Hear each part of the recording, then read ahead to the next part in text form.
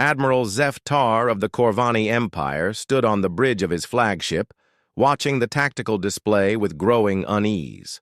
The small blue dot representing Earth hung innocently in the holographic star map, seemingly no different from thousands of other inhabited worlds they had conquered over the past millennium.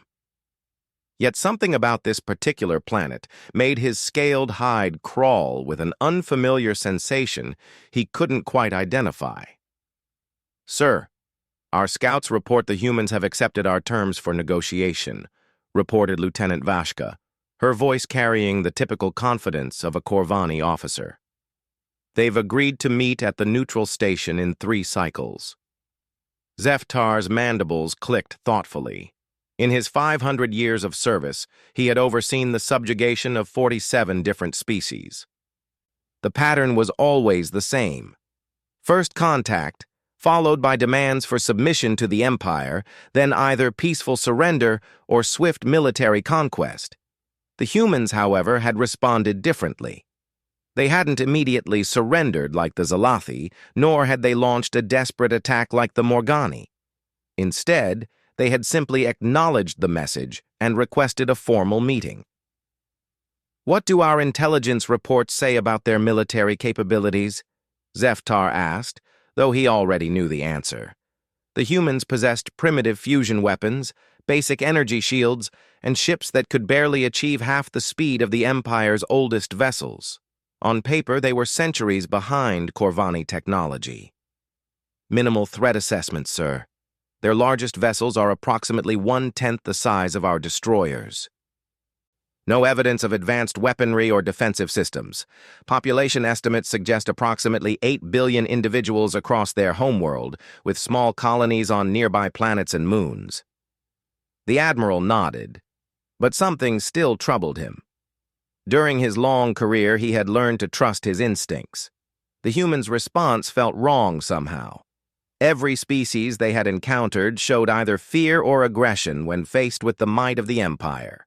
The humans had shown neither. 3 days later, Zef-Tar found himself aboard Neutral Station Gamma 7, a small diplomatic outpost maintained by the galaxy's few remaining independent worlds.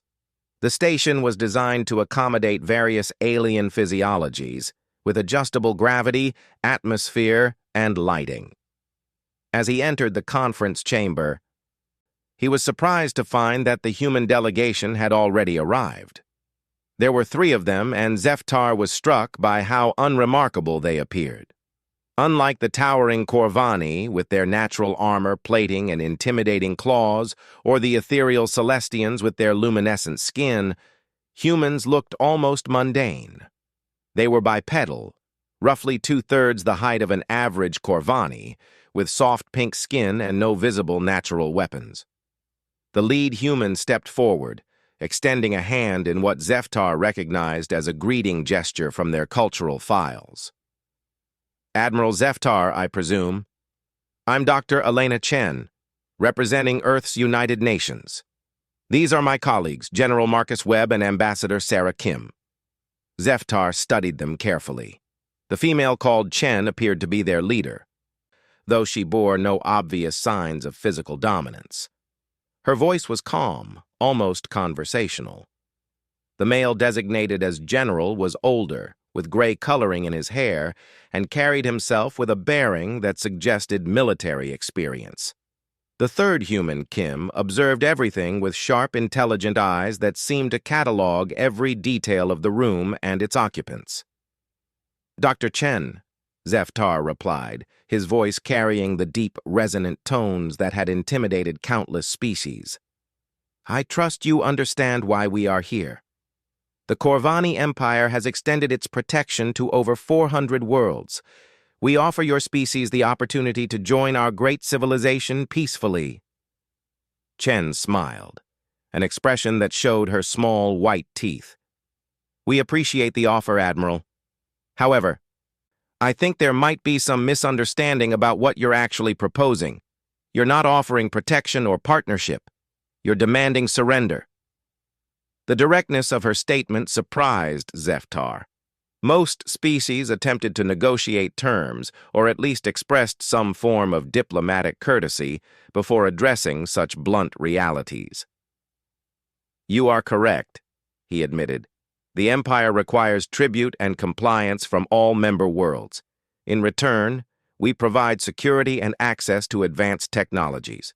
The alternative is unpleasant." General Webb leaned forward slightly. "Admiral, before we discuss alternatives, we'd like to understand something about your Empire's military history. Our research indicates that you've never faced sustained resistance from any species you've encountered. Is that accurate?" Zeftar's mandibles clicked with amusement. "Quite accurate, General. Most civilizations recognize the futility of opposing the Empire once they understand our capabilities. Those few that attempted resistance were educated regarding their error." "Fascinating," Ambassador Kim interjected. "And what form did this education typically take?" "Orbital bombardment of military installations followed by ground assault if necessary. Most species surrender after losing their primary defensive capabilities. The few that continued to resist were subjected to increasingly severe measures until they understood the price of defiance." The three humans exchanged glances, and Zeftar noticed something he hadn't expected to see. They weren't frightened. If anything, they seemed almost relieved. "Admiral," Dr. Chen said, "I need to share something with you that might change your perspective on this situation. Humans have a rather unique approach to warfare, one that I don't think your Empire has encountered before." She activated a small holographic display unit, and images began appearing in the air between them. Zeftar recognized some of them as planetary surfaces, but they were scarred and broken in ways he'd never seen.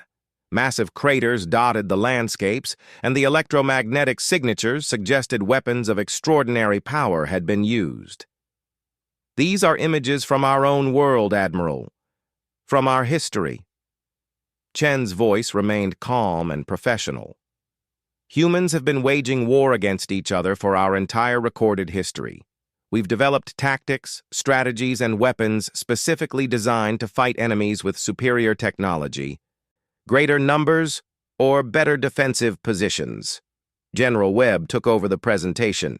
"What you're looking at are the results of conflicts where humans fought other humans. We've faced extinction-level threats multiple times and survived. We've fought wars that consumed entire continents and killed hundreds of millions of our own people.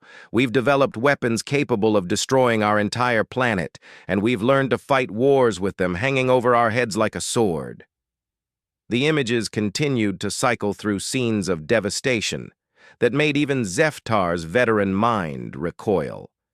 Cities reduced to radioactive wasteland, battlefields where nothing lived for decades afterward, weapons that could crack the surface of a planet.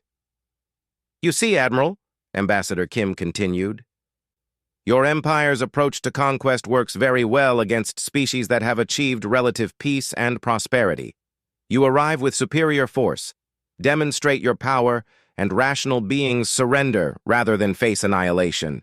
It's logical, efficient, and has clearly served you well for centuries." Chen nodded.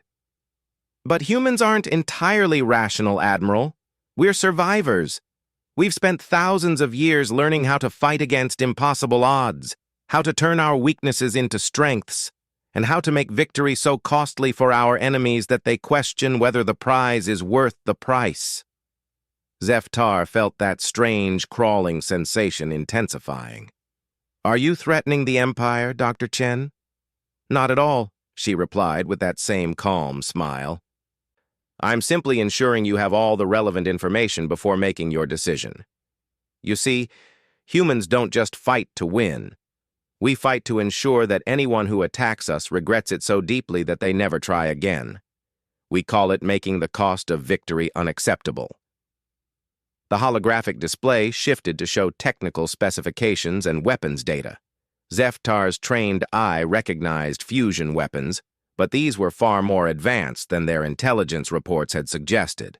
The humans had nuclear weapons that made their own antimatter warheads look conservative. "These specifications are interesting," General Webb noted.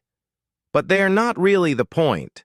The point is what humans do when faced with extinction. We don't surrender gracefully. We don't accept defeat quietly. We turn our entire civilization into a weapon and we use it. Ambassador Kim pulled up another set of data. Our historical records show that when humans are pushed to the edge of extinction, we become exponentially more dangerous. We stop thinking about preserving our infrastructure, our economy, or our comfortable way of life. We start thinking about how to hurt our enemies so badly that they can never threaten us again. Zeftar studied the data, his unease growing stronger. The technical specifications were concerning enough, but what truly disturbed him was the calm, matter-of-fact way these humans discussed their own capacity for destruction. You're suggesting that resistance would be costly, he said carefully. Dr. Chen nodded. Admiral, let me ask you something. In all your empire's conquests, have you ever faced an enemy that was willing to turn their entire star system into a weapon? Have you ever fought a species that would deliberately collapse their own star to deny you victory? The question hit Zeftar like a physical blow. No species they had encountered had ever suggested such an extreme response.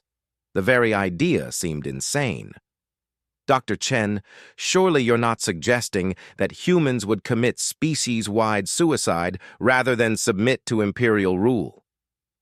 Not suicide, Admiral. Mutual destruction. There's a difference. Her smile never wavered.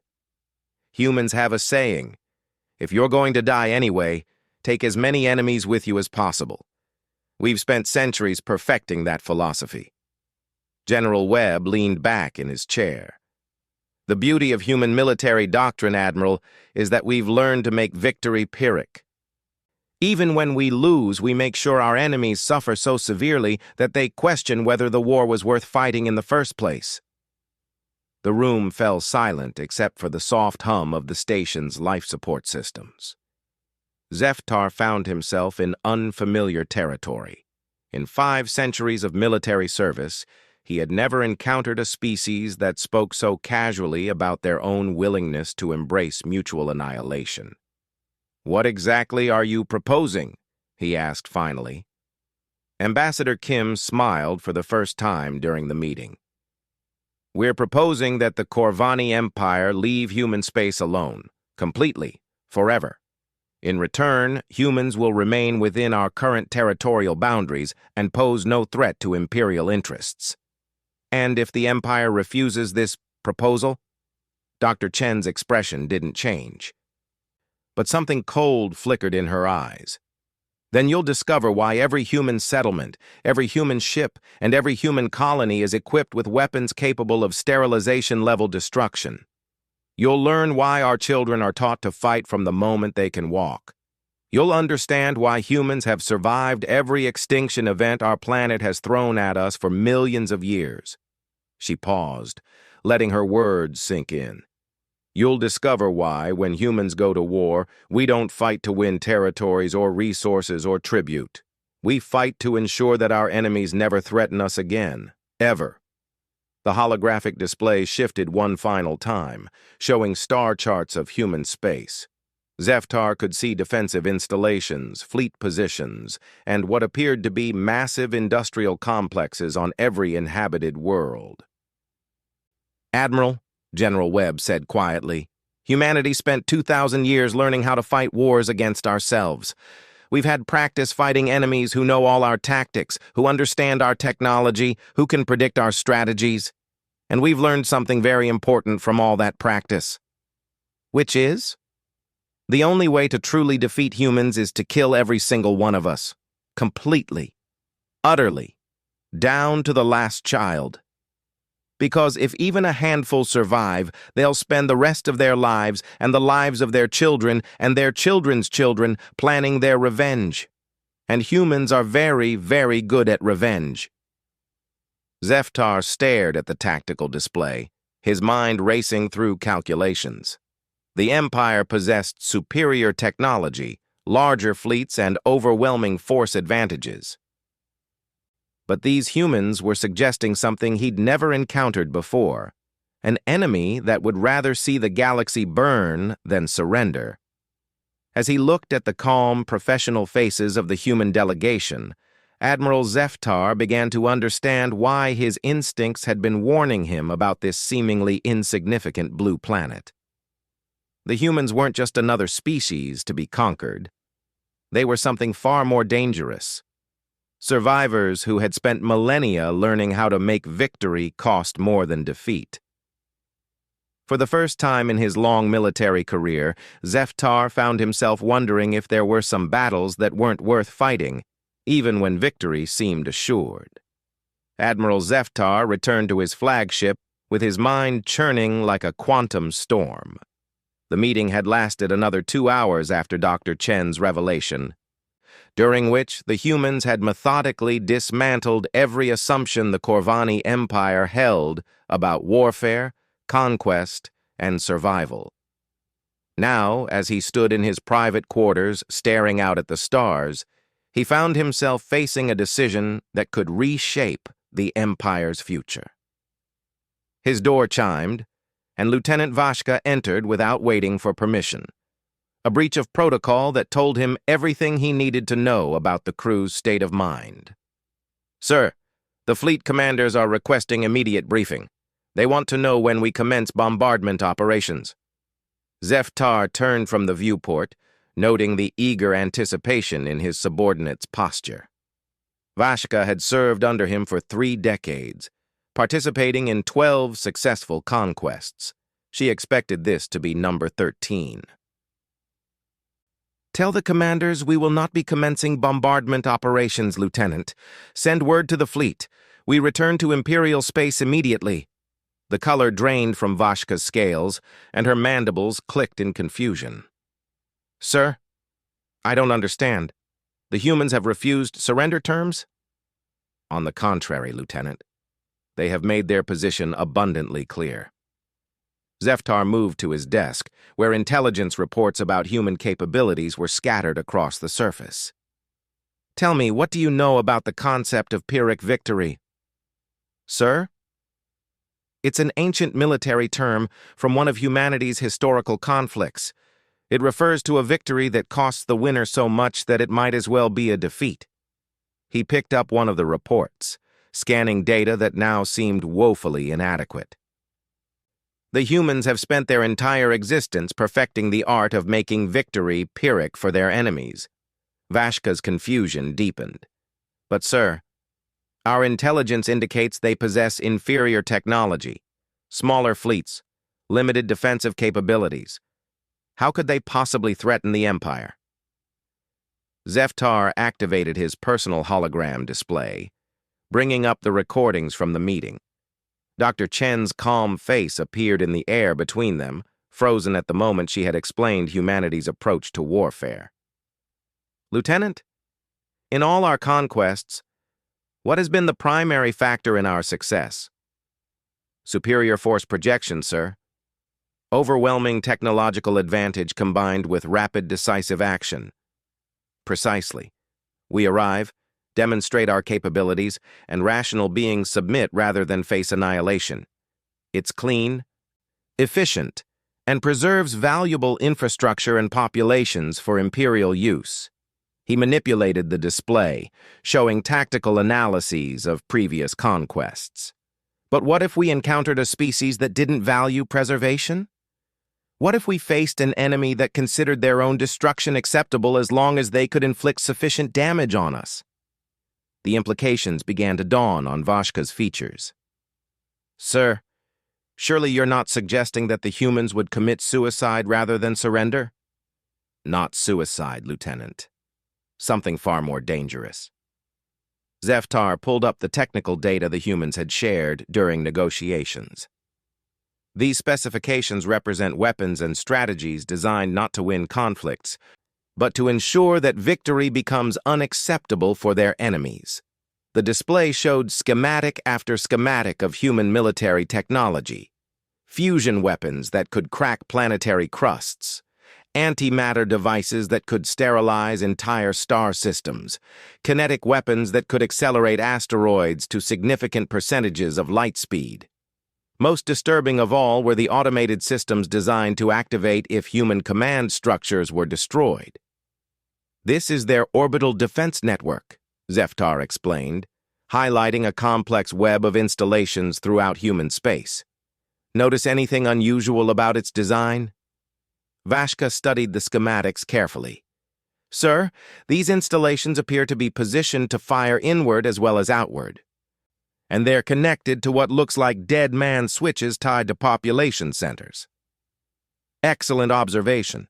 The humans have designed their defenses not just to protect their worlds, but to destroy them if necessary. They call it scorched earth doctrine, taken to its logical extreme. The lieutenant's horror was evident in her voice. They would destroy their own worlds rather than let us occupy them? More than that, they've designed their entire civilization as a weapon that can be pointed at anyone who threatens them. Every human colony, every ship, every installation is equipped with enough destructive potential to take enemies with them into oblivion. Zeftar manipulated the display again, showing the economic analysis his staff had prepared. Our conquest strategy depends on capturing valuable resources, populations, and infrastructure. But look at these projections if the humans implement their stated defensive doctrine. The numbers were staggering. Human resistance wouldn't just cost ships and personnel, it would cost entire fleets. Worse, the scorched earth approach would leave nothing of value to be conquered. The Empire would expend massive resources to claim dead radioactive worlds. Sir, Vashka said slowly, the humans showed you all of this? They revealed their defensive capabilities openly? They did. And do you know why, Lieutenant? No, sir. Because they wanted us to understand exactly what we would be facing. They weren't trying to hide their weaknesses or bluff about their strengths. They were making sure we understood the true cost of conquest. Zeftar brought up another file. This one containing historical analyses of human conflicts. Their species has been at war with itself for millennia. They've developed tactics and strategies refined by thousands of years of combat experience. They've fought wars where the only victory condition was ensuring the enemy suffered more than they did. The recordings showed battlefields that defied comprehension. Humans had fought conflicts that consumed entire continents, developed weapons that poisoned their own planet, engaged in warfare so destructive that some regions of Earth remained uninhabitable centuries later. Look at this conflict, Zeftar pointed to a particular historical period. They called it their World War II. Over 60 million casualties across multiple continents. Notice how they fought it. The tactical analyses showed human forces using terrain, weather, logistics, and pure determination to defeat enemies with superior equipment and training. They had turned their own cities into fortresses, fought building by building, room by room, making every inch of ground cost their enemies dearly. And this, he continued, highlighting another period, their Cold War. For decades, two human factions aimed weapons capable of destroying all life on Earth at each other. They lived under the constant threat of species extinction and used it as a diplomatic tool. Vashka studied the data in growing amazement. Sir, they were willing to destroy their entire planet to prevent their enemies from winning? More than willing, Lieutenant. They made it clear that mutual destruction was preferable to defeat. And they maintained this stance for nearly 50 years. The Admiral pulled up communications logs from the human delegation. Dr. Chen made a statement during our negotiations that I believe summarizes their species perfectly. She said that humans don't fight to win territory or resources. They fight to ensure their enemies never threaten them again. I don't understand the distinction, sir. Traditional warfare is about achieving objectives, capturing territory, controlling resources, subjugating populations. Human warfare is about making the act of attacking them so costly that enemies never attempt it again. Zeftar highlighted specific passages from the negotiation transcripts. They've designed their entire military philosophy around the concept of deterrence through assured mutual destruction. They don't need to defeat us, Lieutenant. They just need to make conquering them cost more than the conquest could possibly be worth. The implications were staggering. The Corvani Empire had built its expansion on cost-effective conquest. They overwhelmed primitive civilizations with superior technology, absorbed valuable resources and populations, and moved on to the next target. The entire system depended on conquered worlds, providing more value than they cost to subdue. Run the economic projections, Lieutenant. Assume human resistance continues for 1 full year, with implementation of their scorched earth protocols. Vashka's claws clicked rapidly across her datapad as she input the variables. The results made her scales pale. Sir, the projected losses would exceed the economic output of 12 conquered worlds, and that's assuming we achieve total victory within 1 year. Now run the projection assuming they manage to destroy even 1 Imperial world in retaliation. The numbers became even more sobering. The humans had made it clear that their definition of victory included inflicting maximum damage on their enemies, regardless of their own survival. If they could manage to destroy even a single Imperial world, the economic cost would exceed 20 years of successful conquests. But, sir, Vashka protested, surely our technological superiority would prevent them from reaching Imperial territory? Zeftar brought up another set of human technical specifications, these showing their spacecraft and weapon delivery systems. Their technology may be primitive, but it's specifically designed for asymmetric warfare. Look at these vessel specifications. The human ships were smaller, faster, and more maneuverable than Imperial vessels. More importantly, they were designed with modular weapon systems that could be reconfigured rapidly for different mission parameters. They don't need to match our firepower, Lieutenant. They just need to get close enough to Imperial targets to deploy these. He highlighted a section labeled relativistic kill vehicles, essentially asteroids or chunks of dense matter accelerated to significant fractions of light speed.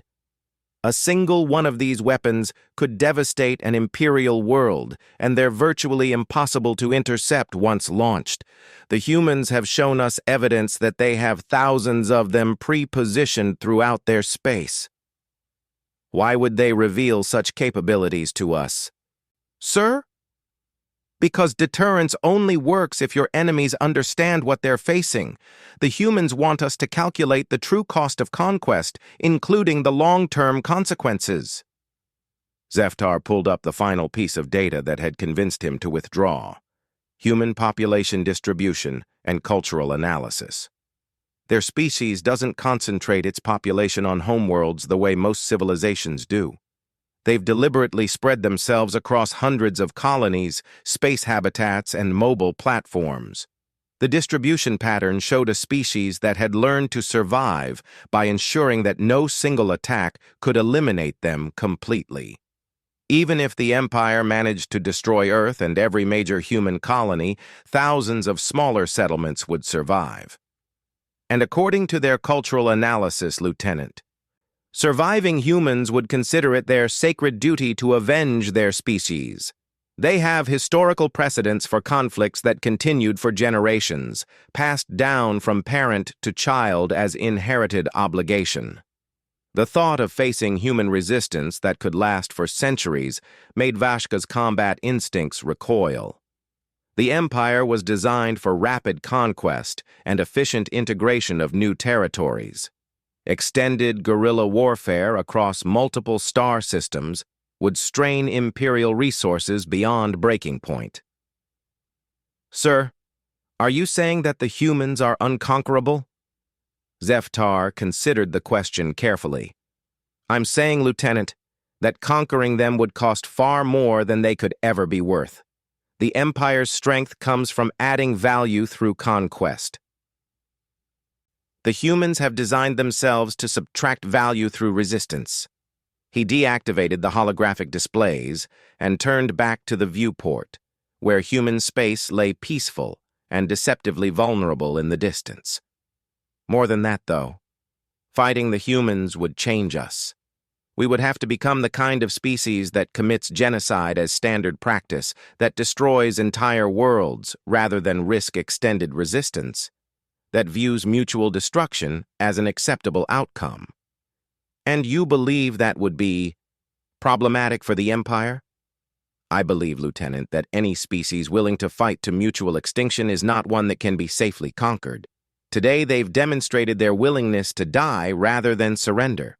Tomorrow, if we push them, they'll demonstrate their ability to take us with them. Zeftar moved toward the door, his decision crystallizing into certainty. Send the withdrawal orders, Lieutenant. All fleets are to return to Imperial space immediately. Mark human territory as interdicted. No Imperial vessels are to enter their space without explicit authorization from the High Command. Sir, what will you tell the High Command about our withdrawal? The Admiral paused at the threshold, considering his response. I'll tell them we encountered a species that has weaponized the concept of acceptable losses, Lieutenant, and that sometimes the wisest course of action is to recognize when a battle isn't worth fighting, no matter how certain victory might seem. As Vashka moved to implement his orders, Zeftar remained at the viewport, watching the distant stars that marked the border of human space. For the first time in Imperial history, they were withdrawing from a conquest not because they couldn't win, but because victory would cost more than defeat. The humans had taught him something profound about the nature of warfare. Sometimes the most fearsome enemy isn't the one who can defeat you, but the one who can make defeating them meaningless. The Imperial High Command chamber fell silent as Admiral Zeftar concluded his report. Around the massive circular table, 12 of the Empire's most senior officials sat in various states of disbelief, confusion, and barely contained fury. At the chamber's center, Emperor Korvax himself maintained the kind of absolute stillness that preceded either wisdom or violence. Supreme General Thakmor was the first to break the silence, his massive frame rising from his seat as his voice rumbled with barely controlled rage. You withdrew? Without engaging the enemy? Without even a demonstration of Imperial power? Zeftar remained at attention, having expected this reaction. I determined that engagement would not serve Imperial interests, General. Not serve Imperial interests. High Admiral Nalkesh's voice carried the sharp edge of disbelief. Admiral, you commanded a force capable of sterilizing their entire star system. How could establishing Imperial dominance over new territory not serve our interests? Emperor Korvax raised one massive claw, and the chamber fell silent once more. His ancient eyes, which had witnessed the conquest of 200 worlds, fixed on Zeftar with predatory intensity. Admiral, you have served the Empire faithfully for 5 centuries. Your record is exemplary. Your judgment has never before been questioned. The Emperor's voice carried the weight of absolute authority. Therefore, I will give you the opportunity to explain why you believe a species with primitive technology and inferior numbers represents a threat to the Corvani Empire. Zeftar activated the chamber's holographic display system, filling the space above the table with tactical data from human space. Your Majesty, honored commanders, what you see before you is not a primitive species with inferior technology. What you see is a weapon system that has evolved over millions of years to ensure its own survival under any circumstances. The display showed Earth's surface, scarred by millennia of warfare. Humans have been fighting continuous wars for their entire recorded history. They have never known true peace. Every generation has faced existential threats, and every generation has survived by becoming more dangerous than the last. War Minister Vex Kali leaned forward, studying the data. These appear to be records of internal conflicts, Admiral, Surely species that fight among themselves extensively would be weakened by disunity. That was my initial assumption as well, Minister. However, human internal warfare has served a different purpose than division. Zeftar highlighted specific historical periods, showing technological and tactical evolution. Their conflicts have functioned as a selective pressure, eliminating weak strategies while reinforcing successful ones. Every human military doctrine has been tested not against inferior opponents but against other humans with equivalent intelligence and similar capabilities. Supreme General Thakmor growled dismissively. Admiral, no amount of primitive experience can overcome our technological advantages. General, permit me to demonstrate. Zeftar manipulated the display to show comparative weapon specifications. These are our standard antimatter torpedoes, capable of destroying a city-sized target. The hologram showed the sleek, sophisticated Imperial weapons. These are human fusion weapons. The human devices looked crude by comparison, but the technical specifications made several commanders shift uncomfortably in their seats. The yield ratings were orders of magnitude higher than Imperial weapons. Humans have developed weapons not for precision or efficiency, but for absolute destructive potential. They have nuclear devices capable of sterilizing continents, antimatter weapons that can crack planetary crusts, and kinetic weapons that can accelerate asteroids to relativistic speeds. High Admiral Nalkesh studied the data with growing unease. These specifications seem excessive for conventional warfare. Because they're not designed for conventional warfare, Admiral. They're designed for extinction-level conflicts. Zeftar brought up human military doctrine files. Humans don't fight wars to achieve territorial gains or economic advantages. They fight wars to ensure that anyone who threatens them pays such a catastrophic price that no one ever attempts it again. The display shifted to show human defensive installations throughout their space. Emperor Korvax leaned forward as he recognized the pattern. These installations are positioned to fire inward as well as outward, the Emperor observed. Correct, Your Majesty. Humans have weaponized their own territory. Every colony, every habitat, every ship is equipped with enough destructive potential to deny it to an enemy. They call this scorched earth doctrine. War Minister Vexkali's voice carried new respect for the human threat assessment. Admiral, are you saying they would destroy their own worlds rather than surrender them? I'm saying, Minister, that they've designed their entire civilization to be destroyed rather than conquered. But more than that. Zeftar brought up economic projections. They've calculated the cost of their own destruction and ensured that conquering them would cost us more than leaving them alone. The numbers on the display made even the Emperor's expression darken. Projections showed Imperial losses that would exceed decades of successful conquest, assuming human resistance continued for more than one standard year. But surely, Supreme General Thakmor protested, our overwhelming force advantage would result in rapid victory? General, the humans provided us with detailed analyses of their defensive capabilities. They wanted us to understand exactly what conquest would entail. Zeftar highlighted key data points.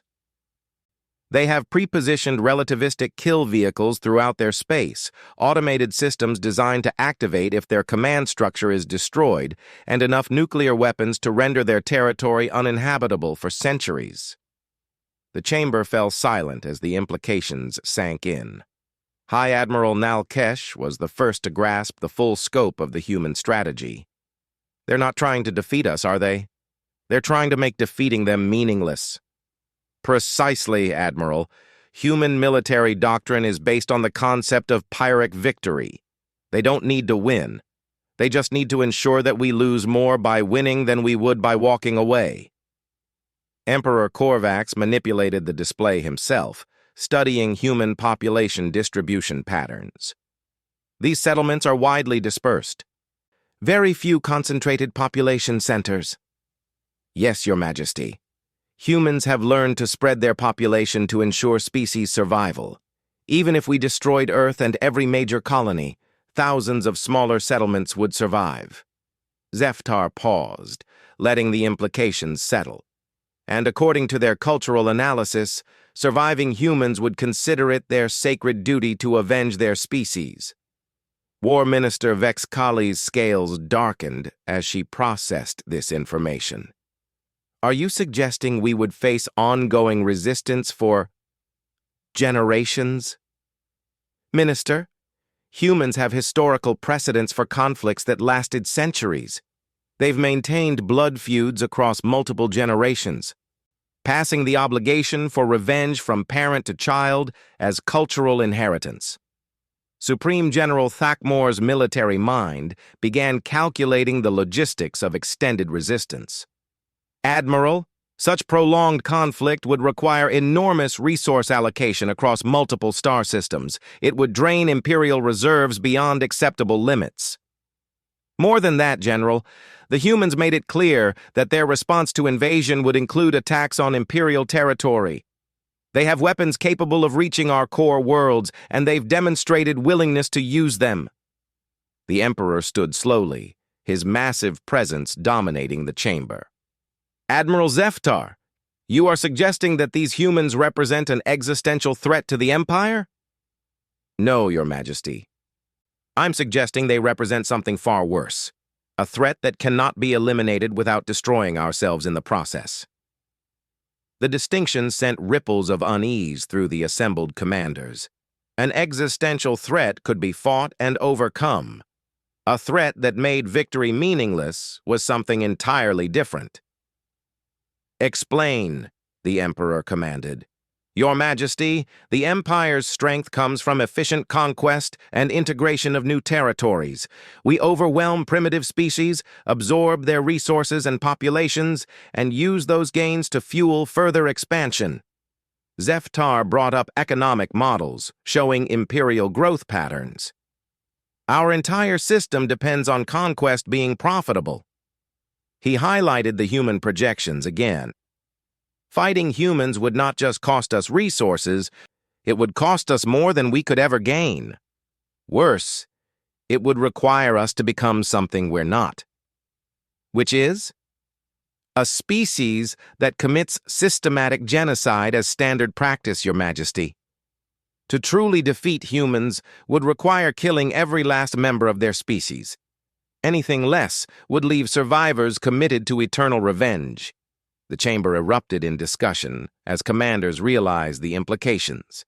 The Empire had never needed to completely exterminate a species before. Their conquests had always resulted in integration, with conquered populations becoming productive Imperial citizens.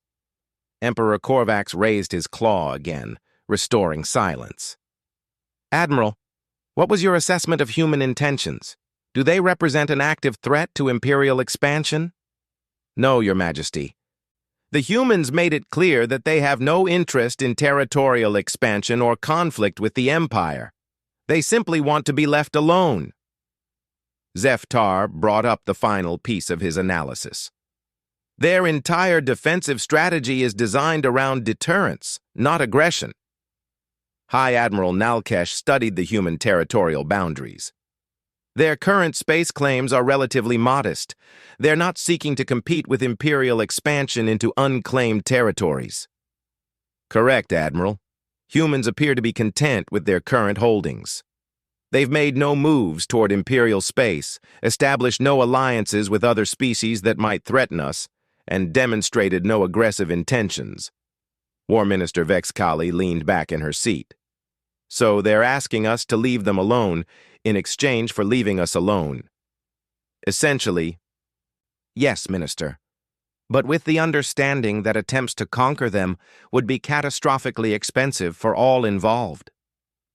Emperor Korvax contemplated this for several long moments. Admiral, in your professional opinion, could the Empire successfully conquer human space? Yes, Your Majesty.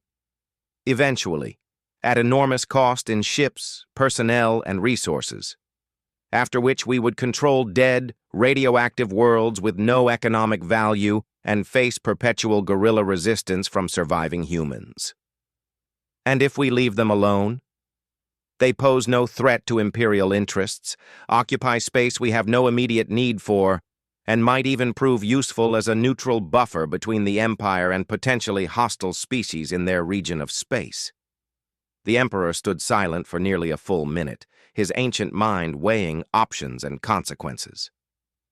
When he spoke, his voice carried the finality of absolute decision. The human territory will be marked as interdicted space. No Imperial vessels will enter their boundaries without explicit authorization from this council. All planned expansion will route around human holdings. Supreme General Takmor's protest was immediate.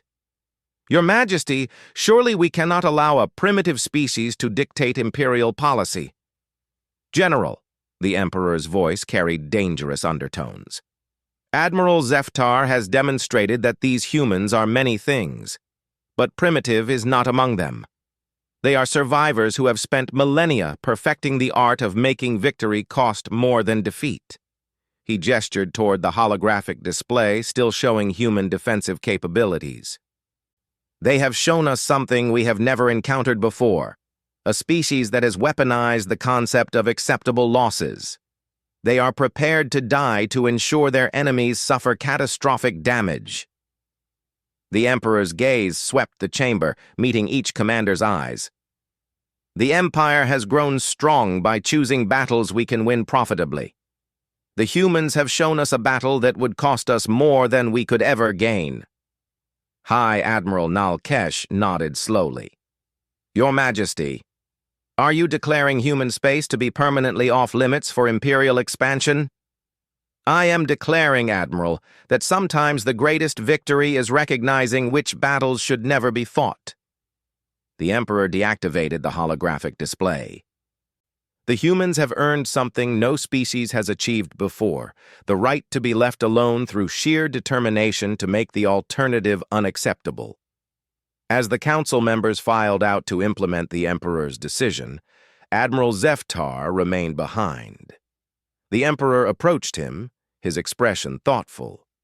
Admiral, in 5 centuries of service, you have never recommended withdrawal from conquest. What convinced you that humans were different? Zeftar considered his answer carefully. Your Majesty, in all our previous encounters, we have faced species that valued their survival above all else. When faced with overwhelming force, rational beings surrender to preserve their lives and civilization. And humans? Humans value something more than survival, Your Majesty. They value the principle that attacking them must never be profitable for their enemies. They're willing to die to enforce that principle. The Emperor nodded slowly. And that makes them truly dangerous. Yes, Your Majesty. Not because they can defeat us, but because they can make defeating them meaningless. They've turned their entire species into a weapon pointed at anyone who threatens them. As Admiral Zeftar left the chamber, he reflected on humanity's unique place in the galaxy. They had achieved something unprecedented. They had made themselves unconquerable not through superior strength, but through absolute commitment to making conquest unprofitable. The humans had taught the galaxy's greatest empire a fundamental truth about warfare. Sometimes the most fearsome warriors are not those who cannot be defeated, but those who can make victory indistinguishable from defeat. In their willingness to embrace mutual destruction rather than surrender, humans had revealed themselves to be the most dangerous species the galaxy had ever produced. And the Corvani Empire, for the first time in its 1,000-year history, had chosen wisdom over conquest, recognizing that some enemies are too costly to fight, no matter how certain victory might appear.